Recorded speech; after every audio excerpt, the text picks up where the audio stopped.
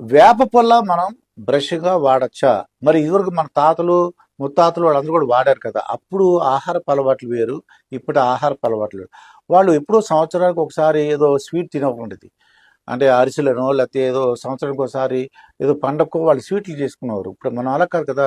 రోజు junk food తింటున్నాము, ice క్రీములు తింటున్నాము, పెద్ద డ్రింక్స్ తాగుతున్నాము. దానివల్ల వేప పుల్ల అనేది ఈ రోజుల్లో మనకు పనిచేయదు.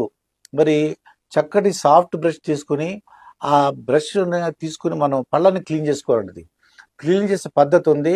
అది కూడా ఎందువల్ల బ్రష్ ఎందుకు ఉపయోగిస్తుంటే దానికి ఒక స్టాండర్డ్ సైజ్ ఉంది. మనం పట్టుకునే గ్రిప్ కానీ ఎన్ని బ్రిజిల్స్ ఉండాలి, దానికి ఎంత విడుతు ఉండాలి, ఇవన్నీ కూడా ఒక స్టాండర్డ్ సైజ్ ఉంది. కాబట్టి మన పళ్ళ క్లీనింగ్కి వేప పుల్ల అనుకోండి, లోపల మనం అంత సరిగ్గా క్లీన్ చేసుకోకపోవచ్చు.